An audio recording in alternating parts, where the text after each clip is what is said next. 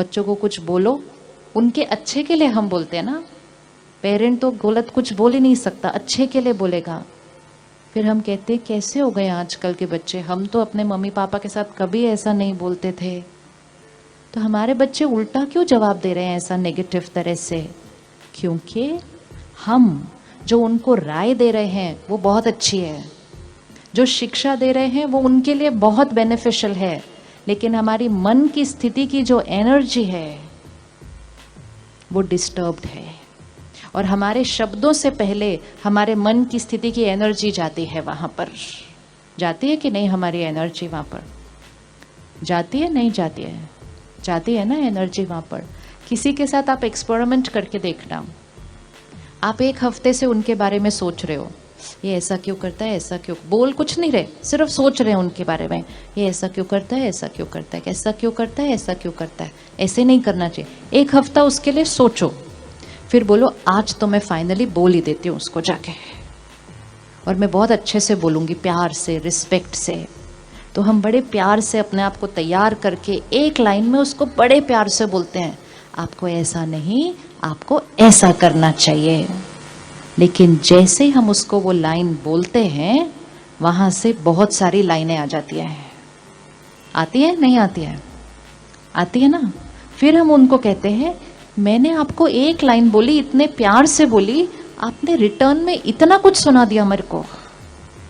वो जो रिटर्न में हमें सुना रहे होते हैं वो उस एक लाइन के लिए नहीं सुना रहे होते, वो एक हफ्ते से जो हम उनको लाइनें मन में भेज रहे होते हैं उसका रिटर्न वो हमें सुना रहे होते हैं, क्योंकि हमारी मन की सारी लाइनें उन तक पहुंच रही होती हैं।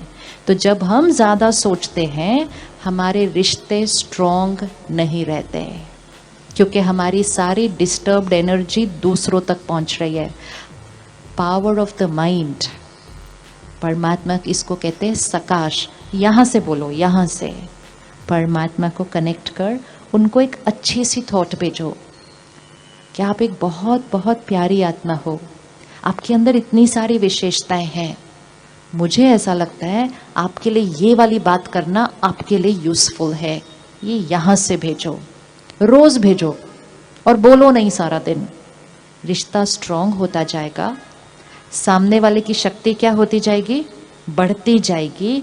और जब सामने वाले की शक्ति बढ़ती जाएगी और आप रोज वो बीज डालते जाएंगे थॉट्स में, धीरे धीरे धीरे सामने वाले के अंदर वो बात को धारण करने की और फिर उस शिक्षा को अपने जीवन में इम्प्लीमेंट करने की ताकत आ जाएगी।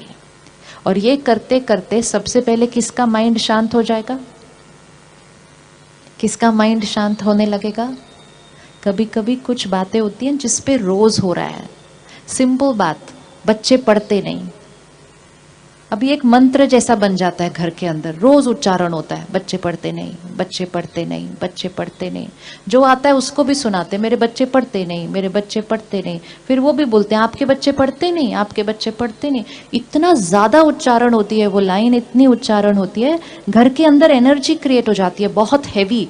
ये पढ़ते नहीं, ये पढ़ते नहीं, पढ़ते नहीं। अब ये ऐसा परफ्यूम क्रिएट करके उस बच्चे को बोलो अभी पढ़ो, जाओ अपने कमरे में और पढ़ो। और एयर फ्रेशनर उस कमरे में कौन सा डाला हुआ है?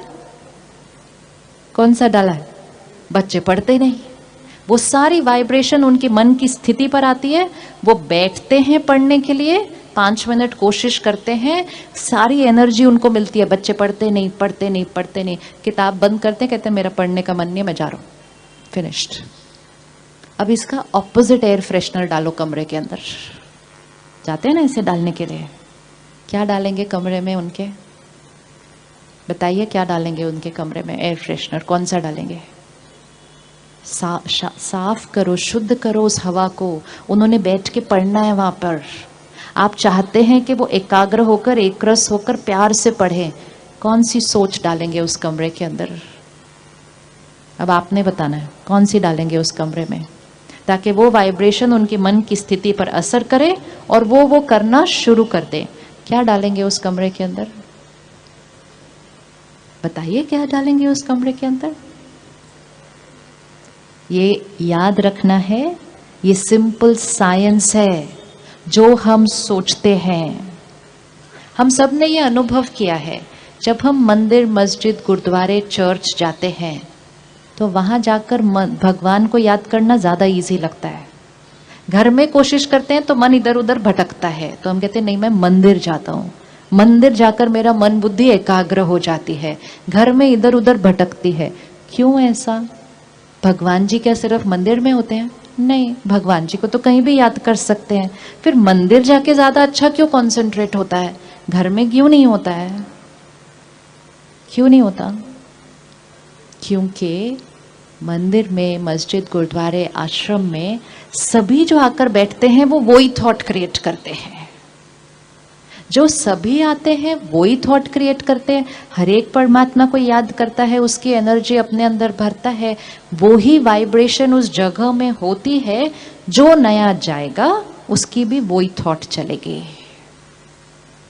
अब आप चाहते हैं उस कमरे में, उस घर में बच्चे एकाग्र होकर पढ़ें, तो कौन सी वाइब्रेशन क्रिएट करनी चाहिए उस घर की? कौन सी वाइब्रेशन क्रिएट करनी चाहिए? जिससे जिसका न पढ़ने का मन भी हो ना, उसका भी पढ़ने का मन हो जाए। पावर है हमारे पास इतनी पावर है कि जिसका पढ़ने का मन हो उसको भी डिस्टर्ब कर सकते हैं हम। और हमारे पास इतनी पावर है, जिसका न पढ़ने का मन हो उसका भी पढ़ने का मन कर जाए, अगर हम वो वाइब्रेशन उस घर में, उस कमरे में क्रिएट कर देते हैं। तो कौन सी एनर्जी डालेंगे उस घर के अंदर? अभी वैसे भी फरवरी मार्च आने वाला है, पता ही नहीं चलेगा, 2 महीने में आ जाएगा घर में माहौल। अभी से साफ करनी पड़ेगी हवा, उस दिन पे थोड़ी कर सकेंगे। क्या वाइब्रेशन डालेंगे? रोज डालनी है अपने घर के अंदर। कौन सी एनर्जी डालेंगे? क्या बोलेंगे? एक थॉट बताइए जो घर में डालनी है। हाँ, तो वो पॉजिटिव थॉट, हमें अपनी सोच क्लियर होनी चाहिए कि इस परिस्थिति में इस व्यक्ति के लिए मुझे कौन सी सोच क्रिएट करनी है।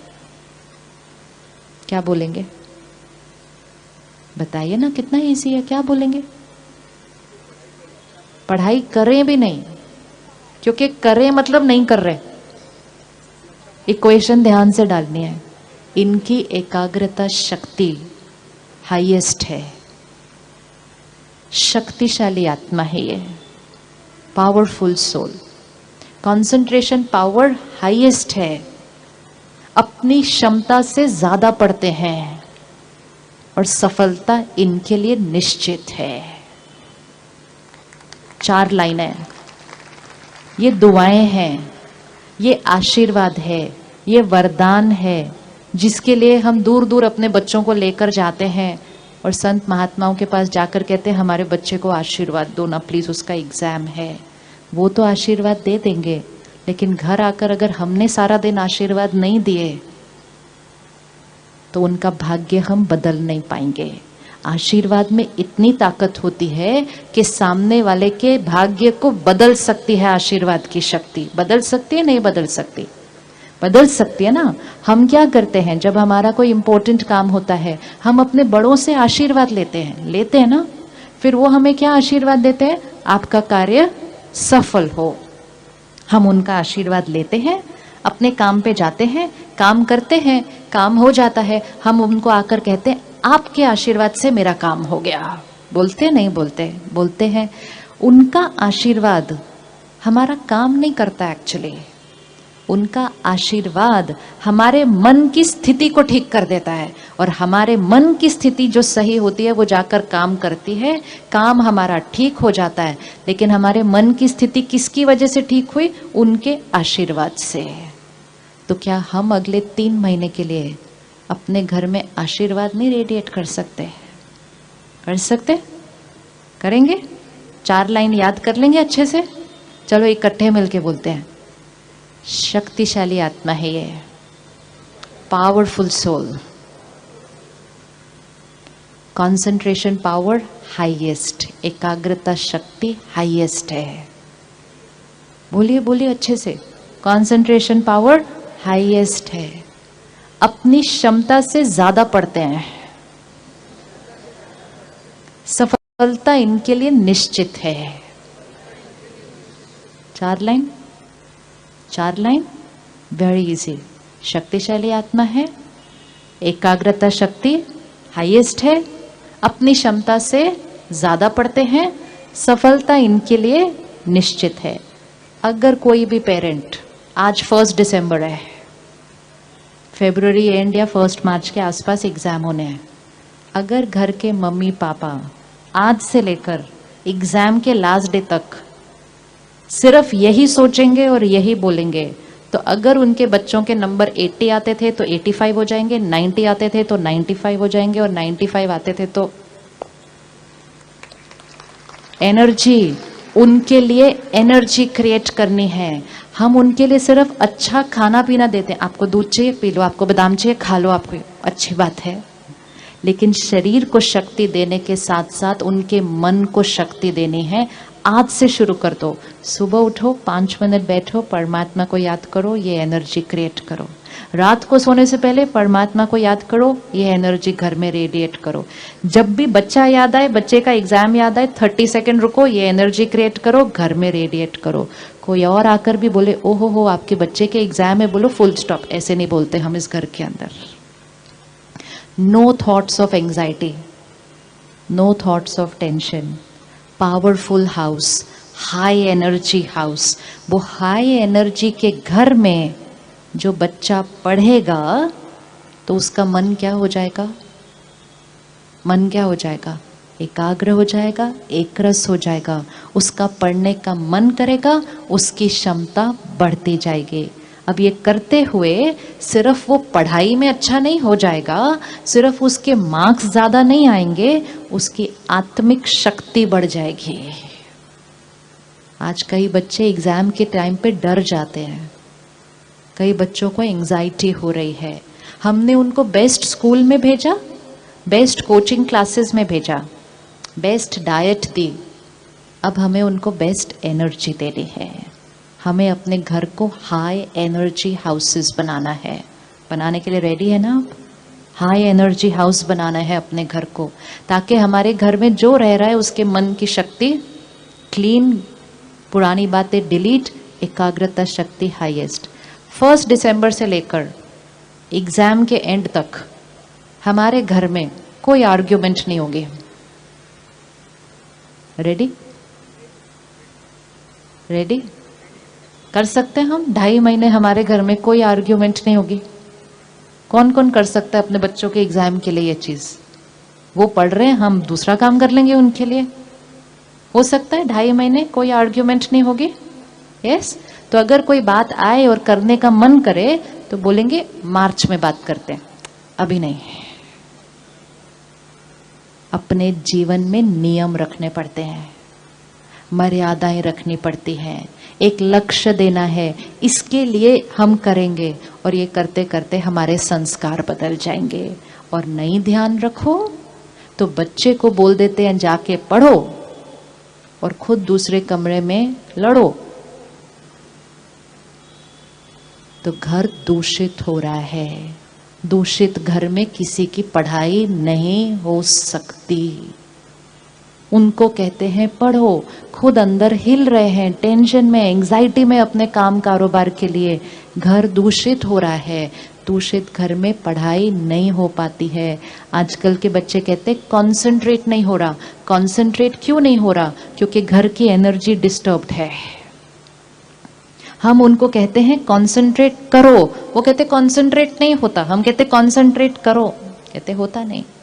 कॉन्सेंट्रेट बोलकर नहीं होता, कॉन्सेंट्रेट वाला एनवायरनमेंट क्रिएट करना पड़ता है। और जब हम करेंगे तो सबसे पहले हमें ये पता चलेगा कि हमारे पास कितनी क्षमता थी जो हम सारा दिन बिना बात के वेस्ट करते जा रहे थे।